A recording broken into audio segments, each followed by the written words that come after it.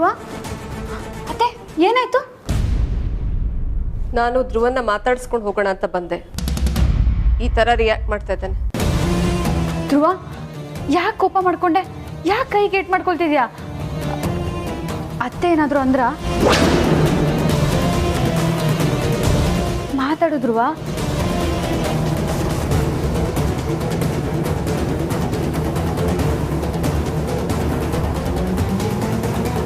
ಆದಿತಿ ಪಾಪ ಅವನಿಗೆ ಮಾತಾಡೋದಕ್ಕೆಲ್ಲ ಆಗತ್ತೆ. ಇಲ್ಲ ಅತ್ತೆ, ಇವನ್ ಮನಸ್ಥಿತಿ ಏನು ಅಂತ ನನಗೆ ಗೊತ್ತು. ಇವನೇನೇ ಆ್ಯಕ್ಷನ್ ಮಾಡಿದ್ರು ನಂಗೆ ಅರ್ಥ ಆಗುತ್ತೆ.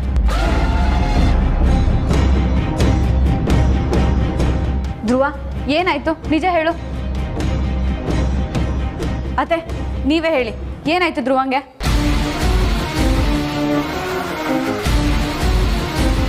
ನನ್ನನ್ನು ಯಾಕೆ ಕೇಳ್ತಾ ಇದೆಯಾ? ನನ್ನನ್ನು ಕೇಳಿದ್ರೆ ನನಗೇನು ಗೊತ್ತಾಗುತ್ತೆ? ಅವನನ್ನೇ ಕೇಳು. ಅಲ್ಲ ಸುಮ್ಮನೆ ಯಾರು ಕೋಪ ಮಾಡ್ಕೊಳ್ಳೋದ? ನೀವೇ ಏನಾದರೂ ಮಾಡಿರ್ತೀರಾ, ಅದಕ್ಕೆ ಕೋಪ ಮಾಡ್ಕೊಂಡಿದ್ದಾನೆ. ಏನು ಮಾತಾಡ್ತಿದ್ಯಾ ಅನ್ನೋ ಪ್ರಜ್ಞೆ ನಿನಗಿದೆಯಾ? ನಾನು ಯಾಕೆ ನನ್ನ ಮಗನಿಗೆ ಕೋಪ ಬರೆಸ್ಲಿ? ಅತ್ತೆ ಸುಳ್ಳು ಹೇಳಬೇಡಿ, ನೀವೇ ಏನೋ ಮಾಡಿರ್ತೀರಾ, ಅದಕ್ಕೆ ಧ್ರುವ ಕೋಪ ಮಾಡ್ಕೊಂಡಿದ್ದಾನೆ ಅಲ್ವಾ ಧ್ರುವ?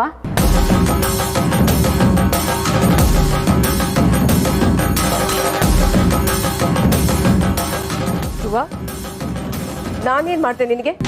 ನೀನು ಆರೋಗ್ಯ ವಿಚಾರಿಸಿದ್ದೆ ತಪ್ಪಾಯ್ತಾ? ಪ್ಲೀಸ್ ಅತ್ತೆ ಇಲ್ಲಿಂದ ಹೊರಡಿ, ನಮ್ಮನ್ನು ನಮ್ಮ ಪಾಡಿಗೆ ಬಿಟ್ಬಿಡಿ.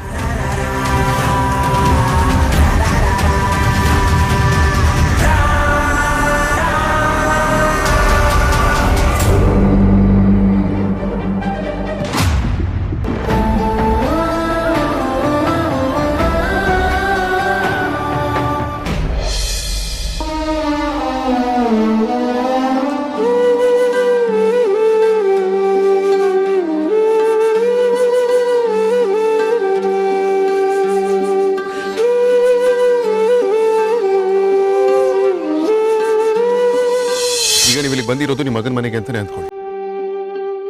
ಇಲ್ಲಿ ನೀವು ತುಂಬಾನೇ ಸೇಫ್ ಆಗಿರ್ತೀರಲ್ಲ.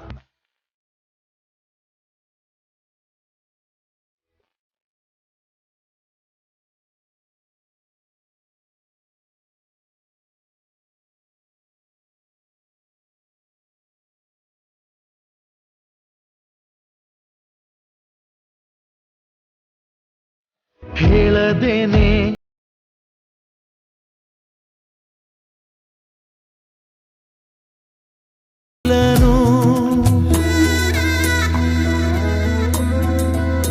ಮನೆಗೆ ಹೋಗೋಣ ಪ್ಲೀಸ್ ಬನ್ನಿಪ್ಪ.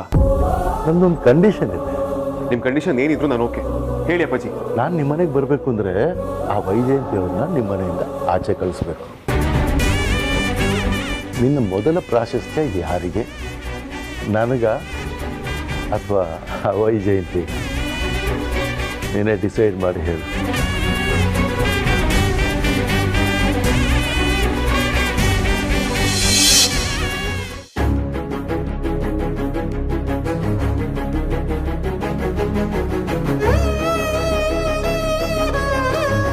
ಪರಿಸ್ಥಿತಿ ಒಂದು ಕಡೆ ಹೆತ್ತು ತಂದೆ,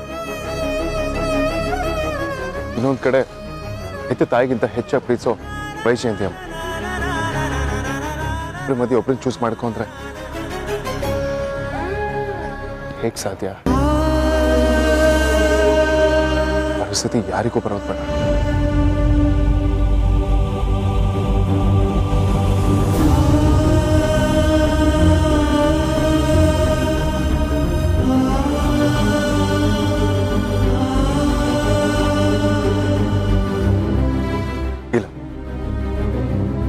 ನಾನು ಇಬ್ಬರಲ್ಲೊಬ್ಬರನ್ನ ಚೂಸ್ ಮಾಡ್ಕೊಳ್ಳಬೇಕು. ಆದ್ರೆ ಯಾರನ್ನು ಚೂಸ್ ಮಾಡ್ಕೊಳ್ಳಿ?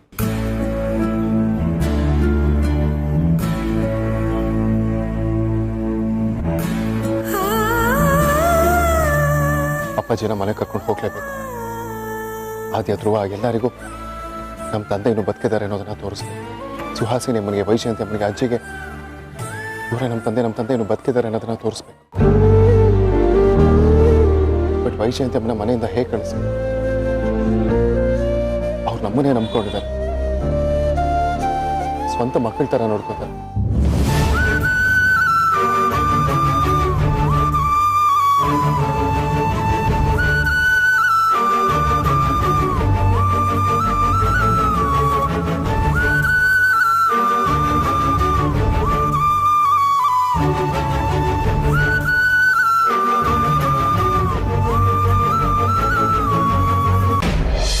ಛೇ, ನಾನು ಮಿಸ್ ಮಾಡ್ಕೊಂಬಿಟ್ಟೆ.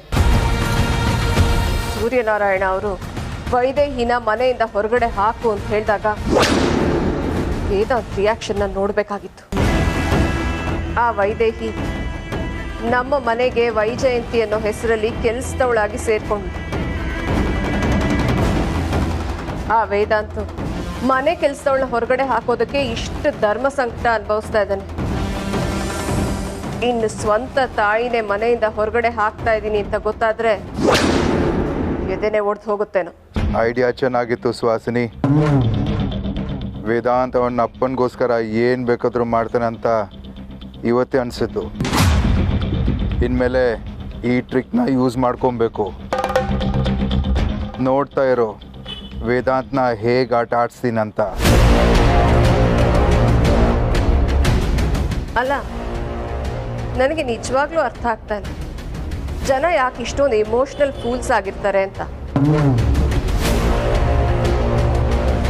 25 ವರ್ಷದಿಂದ ನೋಡದೆ ಇರೋ ತಂದೆ ಮೇಲೆ ಹೇಗೆ ಬಾಂಡಿಂಗ್ ಇರೋದಕ್ಕೆ ಸಾಧ್ಯ?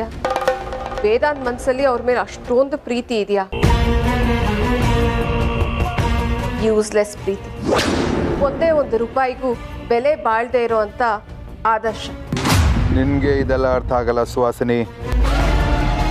ನಿಂದೊಂದು ಸ್ವಂತ ಕುಟುಂಬ ಇದ್ದಿದ್ರೆ ನಿನ್ಗೆ ಅರ್ಥ ಆಗ್ತಾ ಇತ್ತು. ಬರೀ ದುಡ್ಗೋಸ್ಕರ ಕೆಲಸ ಮಾಡ್ತೀಯ, ಇದೆಲ್ಲ ನಿನ್ಗೆ ಅರ್ಥ ಆಗಲ್ಲ. ನಿಮಗೆ ತುಂಬ ಚೆನ್ನಾಗಿ ಗೊತ್ತಲ್ವಾ ಸಂಬಂಧ, ಪ್ರೀತಿ, ಕುಟುಂಬದ ಬಗ್ಗೆ? ಸುಹಾಸಿನಿ, ನನಗೆ ಚೆನ್ನಾಗಿ ಗೊತ್ತಿದೆ. ಅದಕ್ಕೆ ವೇದಾಂತ್ ವೀಕ್ನೆಸ್ನ ಇಟ್ಕೊಂಡಿರೋದು. ಮೊದಲು ಅವನ್ನ ನಾಶ ಮಾಡಬೇಕಂತ ತುಂಬ ಪ್ರಯತ್ನ ಪಟ್ಟೆ. ಆಮೇಲೆ ಅದೆಲ್ಲ ವೇಸ್ಟ್ ಆಯಿತು. ಆದರೆ ಈಗ ಇದೇ ಬೆಸ್ಟ್ ಪ್ಲಾನ್ ಅನಿಸುತ್ತೆ. ಯಾವಾಗ ಏನು ಮಾಡಬೇಕು ಅಂತ ನನಗೆ ಚೆನ್ನಾಗಿ ಗೊತ್ತಿದೆ ಸುಹಾಸಿನಿ. ಆ ವೇದಾಂತ್ ಫ್ಯಾಮ್ಲಿಗೆ ನೋವು ಮಾಡಿದರೆ ಅವನಿಗೆ ಜಾಸ್ತಿ ನೋವಾಗೋದು. ನನಗೆ ಯಾಕೋ ಒಂದು ಡೌಟ್ ಇದ್ದೇ ಇದೆ. ವೇದಾಂತ್ ಇನ್ನ ವೈದೇಹಿನ ಆಚೆ ಕಳಿಸಿಲ್ವಲ್ಲ, ಕಳಿಸ್ತಾನ ಅಂತ? ಖಂಡಿತ ಕಳಿಸ್ತಾನೆ ಸುಹಾಸಿನಿ. ನಾನಿವಾಗ ಸೂರ್ಯನಾರಾಯಣ್ ಕಡೆಯಿಂದ ನಿನ್ನನ್ನು ಮನೆಯಿಂದ ಆಚೆ ಕಳಿಸು ಅಂದರೆ ಸಾಕು, ಅವನು ನಿನ್ನನ್ನು ಆಚೆ ಕಳಿಸ್ತಾನೆ.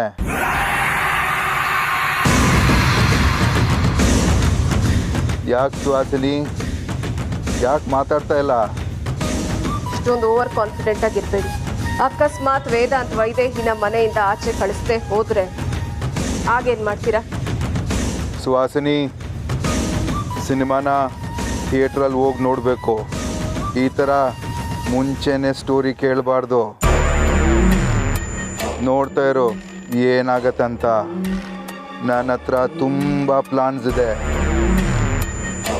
ವೇದಾಂತ್ನ ಗೆಲ್ಲೋದಕ್ಕೆ ಅವನ ತಂದೆನೇ ಸಾಕು, ನಾನು ಬೇಡ. ಸರಿ, ನಿಮ್ಮಿಷ್ಟ.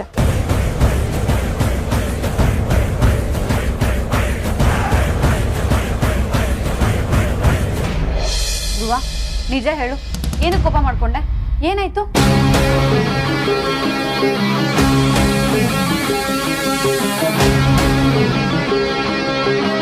ಸುಹಾಸಿನಿ ಅತ್ತೆ ಮೇಲೆ ಕೋಪ ಮಾಡ್ಕೊಂಡಿದ್ಯಾ?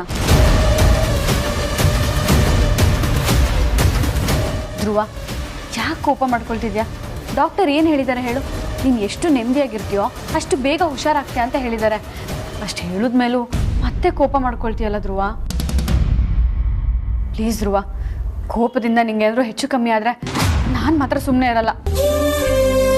ನನಗೆ ಆರತಿ ಅಕ್ಕನ ಪರಿಸ್ಥಿತಿನೇ ನೋಡೋಕ್ಕಾಗ್ತಿಲ್ಲ. ವಿಕ್ಕಿ ಭಾವನ ಕಳ್ಕೊಂಡು ನೋಡು, ನನಗೆ ಮಾತಾಡೋದಕ್ಕಾಗ್ತಿಲ್ಲ. ಪ್ಲೀಸ್ ಧ್ರುವ, ನಮ್ಮ ಪಾಡಿಗೆ ನಾವು ಇದ್ಬಿಡೋಣ ಪ್ಲೀಸ್. ಪ್ಲೀಸ್ ಧ್ರುವ, ಅರ್ಥ ಮಾಡ್ಕೋ.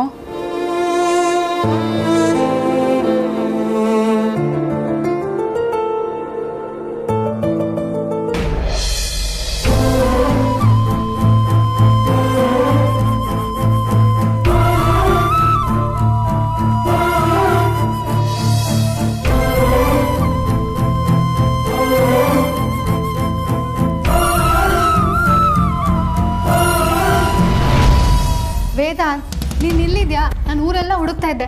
ಏನಾಯ್ತು ಹೋಗಿದ್ ಕತೆ? ಅಪ್ಪಾಜಿ ಸಿಕ್ಕಿದ್ರಾ? ಮನೆಗೆ ಬರೋದಕ್ಕೆ ಒಪ್ಕೊಂಡ್ರಾ? ಇಲ್ಲ. ಇಲ್ಲನಾ? ಅಲ್ಲ ವೇದಾಂತ್, ನಿನಗೆ ಅವ್ರು ಸಿಗ್ಲಿಲ್ವಾ? ಮಾತಾಡ್ಲಿಲ್ವಾ? ಹುಡುಕ್ಲಿಲ್ವಾ ನೀನು? ಏನಿಲ್ಲ ವೇದಾಂತ್. ಯಾವುದೂ ಇಲ್ಲ. ವೇದಾಂತ್, ಏನಾಯ್ತು ಅಂತ ಕರೆಕ್ಟಾಗಿ ಹೇಳು. ನೀನು ಫೋನ್ ಮಾಡಿದ್ರೆ ಫೋನು ಪಿಕ್ ಮಾಡಲ್ಲ. ಅಲ್ಲಿ ಏನಾಯ್ತು ಅಂತ ನಾವು ಜೀವ ಕೈಯಲ್ಲಿ ಇಟ್ಕೊಂಡು ಇಲ್ಲಿ ಕೂತಿರ್ತೀವಿ. ಏನಾಯ್ತು ಅಂತ ಕರೆಕ್ಟಾಗಿ ಹೇಳು ವೇದಾಂತ್. ಅಪ್ಪ ಸಿಕ್ಕಿದ್ರಾ? ಮಾತಾಡ್ದ? ಏನಾಯ್ತು? ಅಪ್ಪಾಜಿ ಮನೆ ಬರೋದಕ್ಕೆ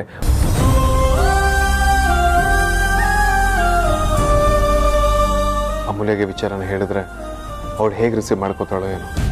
ವೈಜಯಂತಿ ಅಮ್ಮನ ಮನೆಯಿಂದ ಆಚೆ ಕಳಿಸ್ಬೇಕು ಅಂತ ಹೇಳಿದ್ರೆ ಅವಳು ಖಂಡಿತವಾಗ್ಲೂ ಒಪ್ಕೊಳ್ಳೋದಿಲ್ಲ. ಈಗ ಅವಳಿಗೆ ಹೇಳೋದು ಬೇಡ. ಮೊದಲು ನಾನು ಏನು ಮಾಡಬೇಕು ಅನ್ನೋ ಕ್ಲಾರಿಟಿಗೆ ಬಂದ ಮೇಲೆ ಅಮೂಲ್ಯಗೆ ಹೇಳಿ ಆಮೇಲೆ ಅವಳ ಒಪಿನಿಯನ್ ತಗೊಳ್ತೀನಿ. ವೇದಾಂತ್,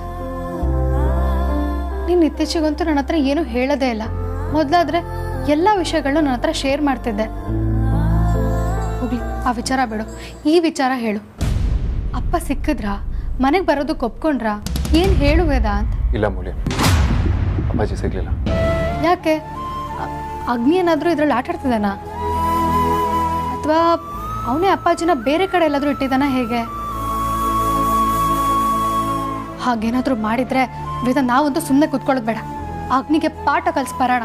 ಅಮೂಲ್ಯ ಪ್ಲೀಸ್ ಅಮೂಲ್ಯ, ನಂಗೆ ಸ್ವಲ್ಪ ಹೊತ್ತು ಒಬ್ಬನೇ ಇರೋದಕ್ಕೆ ಬಿಟ್ಬಿಡು. ನಂಗೆ ತುಂಬ ತಲೆನೋವ್ತಿದೆ.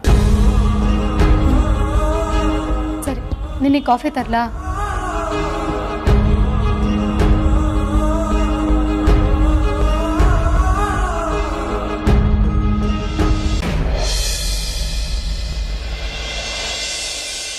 ವೇದಾಂತ್ ಅವರೇ, ಕಾಫಿ ತಗೊಳ್ಳಿ.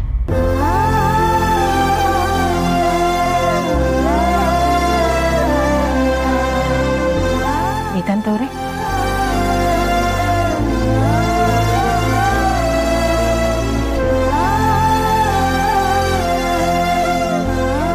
ವೇದಾಂತ್ ಅವರೇ, ಏನು ಯೋಚನೆ ಮಾಡ್ತಿದ್ದೀರಾ? ಯಾಕೆ ಟೆನ್ಷನ್ನಲ್ಲಿದ್ದೀರಾ? ನಿಮ್ಗೆ ಹೇಗೆ ಗೊತ್ತಾಯ್ತು ನಾನು ಟೆನ್ಷನಲ್ಲಿದ್ದೀನಿ ಅಂತ? ವೇದಾಂತ್ ಅವರೇ, ಇನ್ನೊಂದು ವಿಷಯ ಹೇಳ. ನೀವು ಟೆನ್ಷನ್ನಲ್ಲೂ ಇಲ್ಲ, ಧರ್ಮ ಸಂಕಟದಲ್ಲಿದ್ದೀರಾ ಅಲ್ವಾ? ಇಲ್ಲಮ್ಮ, ಆ ಥರದಲ್ಲೇನಿಲ್ಲ.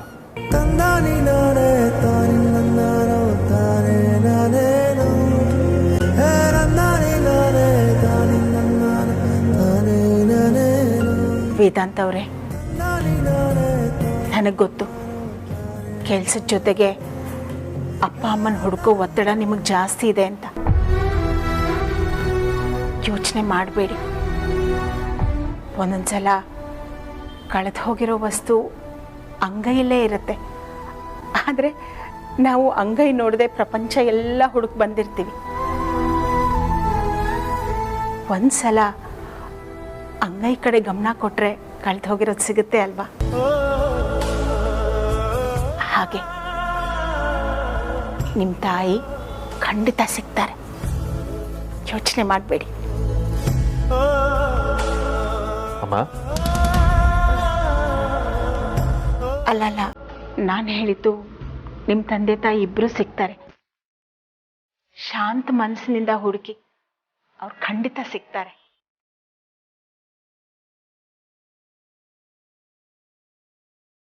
ಅಮ್ಮ ಒಂದು ನಿಮಿಷ. ಹೇಳಿ ವೇದಾಂತ್ ಅವರೇ. ಅಮ್ಮ, ಈಗ ನಮ್ಮ ಹತ್ರ 2 ವಸ್ತುಗಳಿರುತ್ತೆ. ಎರಡರ ಮೇಲೆ ನಮಗೆ ಪ್ರೀತಿ ಇರುತ್ತೆ, ಎರಡರ ಅವಶ್ಯಕತೆನೂ ನಮಗಿರುತ್ತೆ. ಯಾರಾದ್ರೂ ಒಬ್ರು ಬಂದು ಎರಡರಲ್ಲಿ ಒಂದನ್ನು ಮಾತ್ರ ನೀನು ಇಟ್ಕೊಳ್ಬೇಕು, ಇನ್ನೊಂದನ್ನು ಕಳ್ಕೊಳ್ಬೇಕು ಅಂದಾಗ ಯಾವ್ದನ್ನ ಹೇಗೆ ಚೂಸ್ ಮಾಡ್ಕೋಬೇಕು ಹೇಳಿ?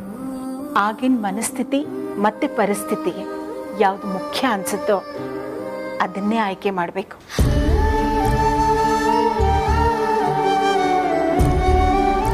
ಎಂಥ ಇಕ್ಕಟ್ಟಿನ ಪರಿಸ್ಥಿತಿ. ಆ 2 ಆಯ್ಕೆಗಳು, ಒಂದು ನನ್ನ ತಂದೆ, ಇನ್ನೊಂದು ನೀವಮ್ಮ.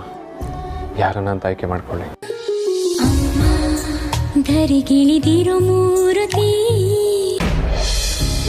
ಡಿಯರ್ ಸ್ಟೂಡೆಂಟ್, ನಾವಿವತ್ತು ಕೆಮಿಕಲ್ ರಿಯಾಕ್ಷನ್ ಬಗ್ಗೆ ತಿಳ್ಕೊಳ್ಳೋಣ.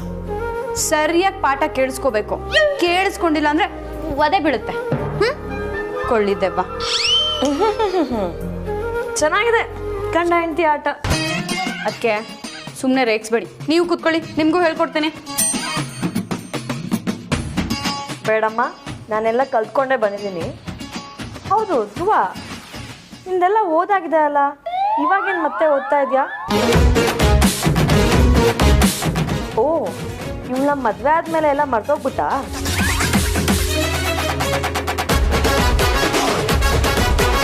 ಹೌದು ಅದಕ್ಕೆ ನನ್ನ ಮದುವೆ ಆದಾಗಿಂದ ಧ್ರುವಂಗೆ ನಂದೇ ನೆನಪು ಎಲ್ಲ ಮರ್ತೋಗ್ಬಿಟ್ಟಿದ್ದಾನೆ. ಅದಕ್ಕೆ ಒಂದ್ಸತಿ ರಿವಿಷನ್ ಕೊಡ್ತಾ ಇದ್ದೆ.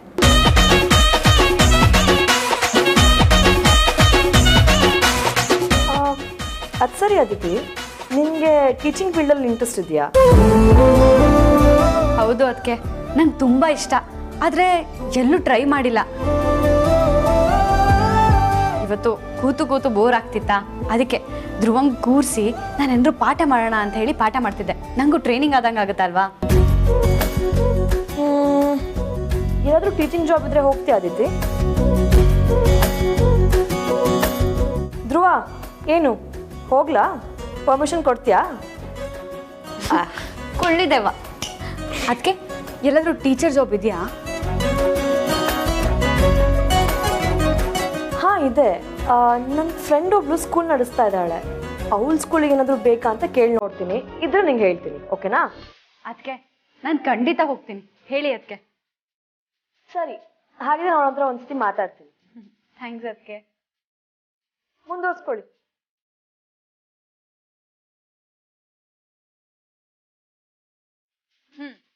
ಪಾಠ ಕಂಟಿನ್ಯೂ ಮಾಡೋಣವಾ? ಏನ್ ಚಾಪ್ಟರ್ ಮಾಡ್ತಿದ್ದೆ ಹೇಳು?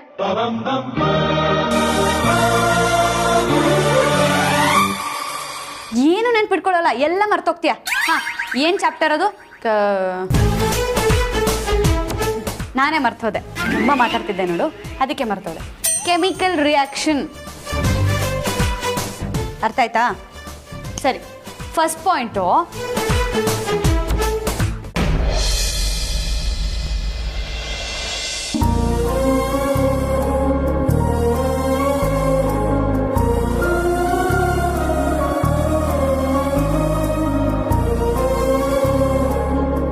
ವೈದೇಹಿ ಹೇಳಿದ ಸರಿನೇ, ಅದು ಅಪ್ಪ ಡೆಫಿನೆಟ್ಲಿ ನಮ್ಮ ಪ್ರಯಾರಿಟಿ. ಹಾಗಂತ ವೈಜಯಂತಿಮ್ಮನ ಮನೆಯಿಂದ ಆಚೆ ಕಳಿಸೋದು ಎಷ್ಟು ಸರಿ? She has loved us unconditionally. ಏನ್ ಮಾಡ್ಬೇಕು ಅಂತಾನೆ ಗೊತ್ತಾಗ್ತಿಲ್ವಲ್ಲ. ನಾನು ಅವ್ರ ಮನೆಯಿಂದ ಆಚೆ ಕಳಿಸಿದ್ರೆ ಅವ್ರು ಕೊಟ್ಟಿರೋ ಪ್ರೀತಿಗೆ ನಾನು ದ್ರೋಹ ಬಗ್ದಾಗ ಆಗಲ್ವಾ?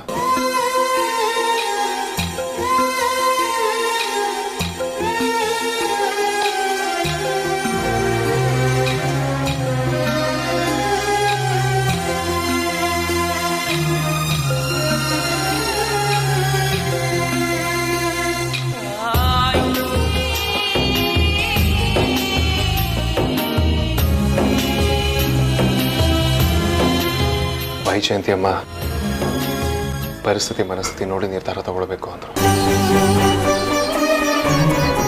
ಪರಿಸ್ಥಿತಿ ಅಮ್ಮನ ಆಚೆ ಕಳಿಸಿ ಅಪ್ಪನ ಒಳಗೆ ಕರ್ಕೊಂಡು ಬಾ ಅಂತಿದೆ. ಆದ್ರೆ ಮನಸ್ಥಿತಿ ಅಮ್ಮನ ಹೊರಗೆ ಹಾಕೋದು ಬೇಡ ಅಂತ ಅಂತಿದೆ.